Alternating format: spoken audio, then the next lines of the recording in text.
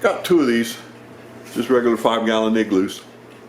I drilled a hole in the lid for my fermenter, the lock, and I'm gonna have to use both of them this time because my glass cardboard is kind of busy with my first batch of wine. So we'll do the initial stage in here, and then we'll switch over and we'll put it in for the second stage. After we get our blueberries cleaned, which is what we're doing now, I got a really crusher so we can crush them down and get them going. Okay, let me get these things cleaned, and as soon as I do, we'll go to the next stage, and that's crushing them. I only crush a little bit at a time because the way I know I get them. Okay. Of course, make sure everything's clean. Wash your hands good. Make sure your container's clean. I don't know what the hell they did in the early days. Anyway, it ain't got to be perfect. I just kind of break the skins.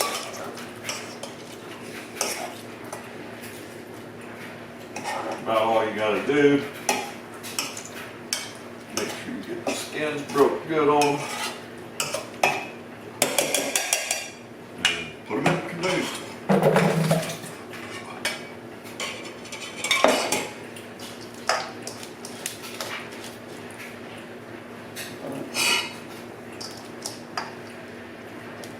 My glass fermenter is already busy, but we'll just use 2 of these. They got to sit in here for about a week anyway. You stir them every day. And that's to let it get started. Then after a week we'll come back, pull the pulp out, and take the juice out and put it in the second stage. So basically like this. We just break the skins so that that's what I do anyway. I don't know what other people do. No, we're still having fun.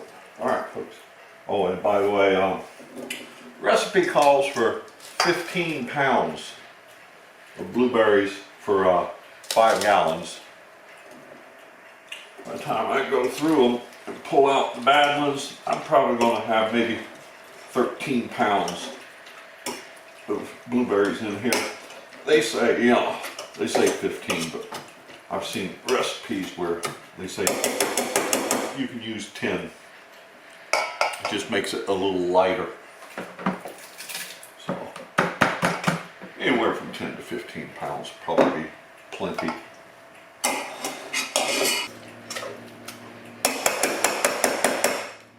Alright, the blueberries are mashed.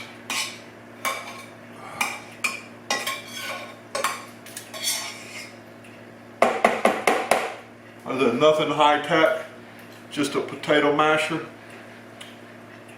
Works great, folks. It works great because why spend all the money whenever you probably have this at home? If you don't, they're cheap. Okay. The next glorious step here that we're going to do, move that chair out of the way, is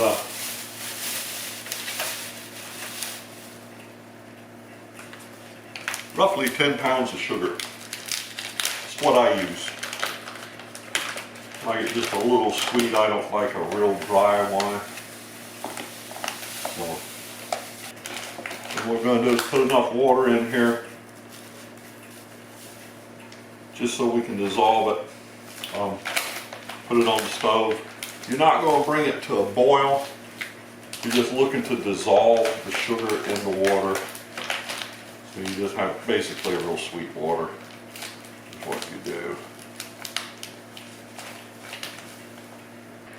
Do good, huh? So let's get this on, put water in it. Like I said, you don't need to fill it up, just make sure that it's got a lot of water in it. It'll mix together. All right, we got our roughly 10 pounds of sugar in with some water. I got it over about a medium heat. We're just going to let this cook until it dissolves into the water. Like I said, we are not going to bring it to a boil. We just want it hot enough that it will dissolve this sugar into the water. Okay? You can see it's still sugary. So it'll take it a little while to do that. We're just going to keep doing this and stirring it. So we're not going to get it hot, which it's not. Really sweet though. Just want to incorporate the sugar into the water pretty good. You know? That's all we're trying to do. So, hope you guys are enjoying this little video. If you are, please subscribe to the channel, Going to See. You know, subscribe, click the little bell icon. That way whenever we do the second part of this video, you'll get a notification and you can watch it. Please share the video with your friends. You know, maybe I can get more subscribers, who knows. I can't, you know. You get people who watch the videos, but nobody's subscribing. Well, at least watching the videos helps. But get the word out, more people will watch. Got our sugar water warmed up pretty good so that the sugar is totally come into it. Let's add it.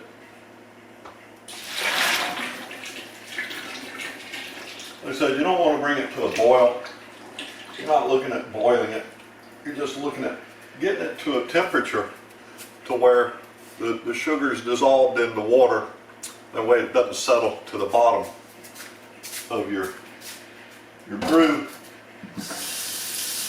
We're going to add more water because we're going to go ahead and fill this up to the 5 gallon mark basically. Actually I go about 4.5 because when you put the yeast in it, it's going to create a head on it. That's sweet sugar. And you've got to leave room for that or it'll flow over the top.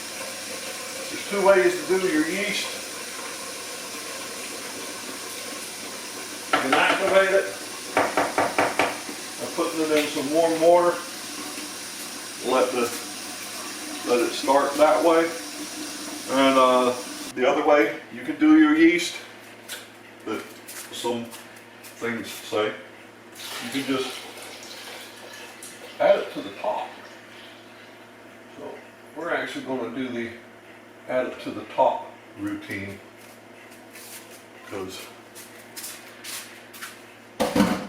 activating it in water, you got to have the water at just the right temperature or you will kill your yeast if you get it too warm.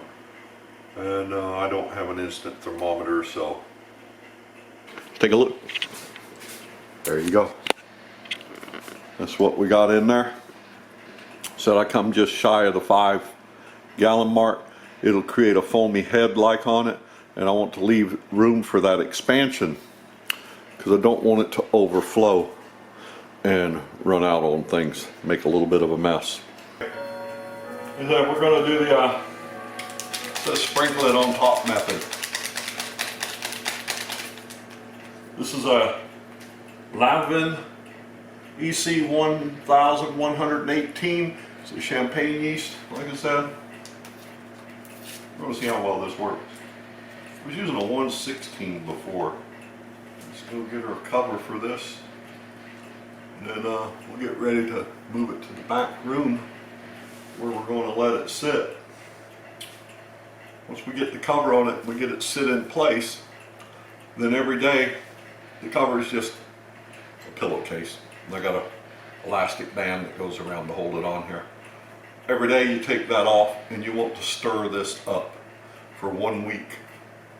After the week, we will come back, pull the pulp out, and get ready for the second stage.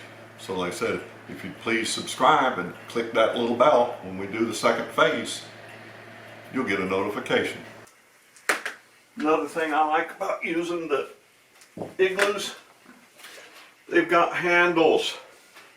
5 gallon bucket only has that metal This has a handle on each side, much easier to deal with. And like I said, it's just a regular pillowcase. We're not looking to seal it. We're just looking to keep foreign debris out of it. And just a piece of elastic, tie it in a knot. Okay, there we go. And we'll come in here every day and stir that up. Make sure it's working good. Okay, and just so you can see here, there's the other batch. And every now and then it goes bloop. That means it's working.